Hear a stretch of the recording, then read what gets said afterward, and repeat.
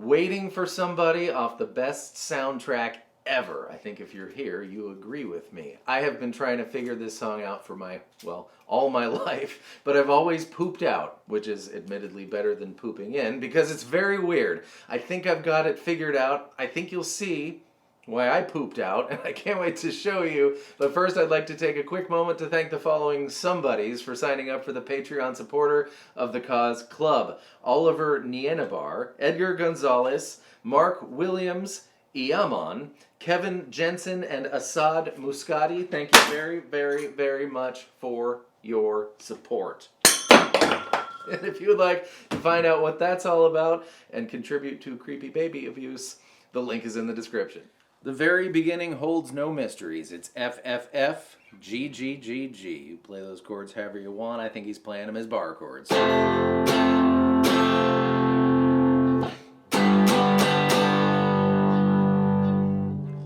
And then the chords become this, sort of.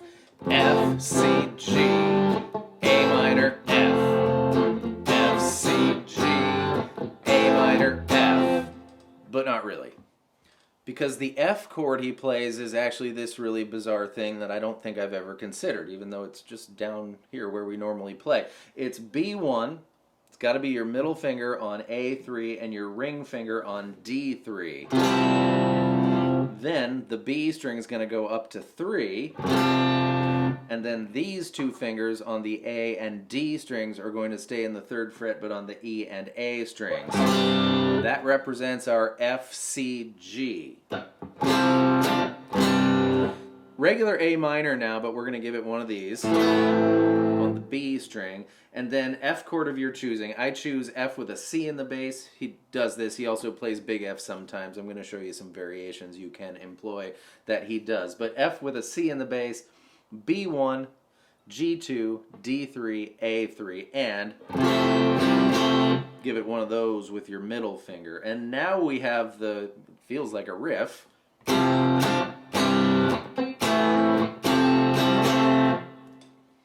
Or you can do it this way. If you start on your goofy F that I've never thought about before, and instead of making the B string go up 2 frets first, you can plop those two down, kind of do step 3 before you do step 2, reverse them, and then to your G chord. Sometimes he just plays regular G. I swear, once I heard G suspended 4, 3, 3, 3, 3, which you can do with you can just smush your finger across the E and the A. All things to consider, but then you go to the A minor chord to big F, and he does that on the low string. So, and you can switch any of those out for any other ones in position 1, 2, and 3 before you get to the A minor, and switch out either of the 2 Fs, and you're gonna make your own Waiting for Somebody. And it's the ambiguity of these chords that makes waiting for somebody. For instance, is this first chord, is it an F suspended 2 with a C in the bass? Or is it a C suspended 4? The answer is yes. It is both of those things at the exact same time. And is the last chord, got the strange finger position, is the last chord a C add 9 with a G in the bass, or is it a G suspended 4? The answer is yes. Those chords are both of those chords at the exact same time, and that's why when you play the normal chords, it's a little too decisive, and while you can sing the song over the normal chords aren't the chords. And by the way, whichever identity you choose to assign to those ambiguous chords, it's in the key of C regardless, the song. So we're talking about for the A minor pentatonic scale, the relative minor, it's going to be 5, 8, 5, 7, 5, 7, 5, 7, 5, 8, 5, 8, and it's all the G strings. 7th fret, 5, 7, down to 5, and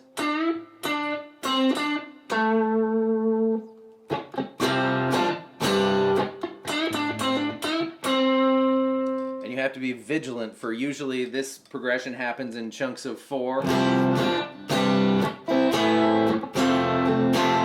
but the fourth time, the last time, it generally jumps to G instead of F. So it'll be... So watch out for that. Let's call the spot where he says, I've been waiting for the day, the bridge. It's just C. E minor 7, which he plays as regular E minor plus the B string 3rd fret. And then 2 Gs. But on the second G, he does some noodles. The first time the bridge happens, it's G suspended 4, which involves playing Tom Petty G, as I call it. Ring finger on E3, middle finger on A2, pinky finger on other E3, which frees your pointer finger up for the B string 1st fret. So, C, E minor 7, 2 Gs. As it were, the second time the bridge happens, he plays G, and then for the second G, he plays G add 9, which is pointer finger on G2, up to the G string 4th fret with your poor pinky finger, so you can do that as well. If you like. And the very last thing to discuss is this thing. Grab the A string 8th fret, 7, 5, 3, then D string 8, 7, and A minor pentatonic riff of your choosing. I'm going to do this one. If you're going to be the lead part in this section, grab the D string, 5 to 7 slide, G, 5, 7, and then B, 8.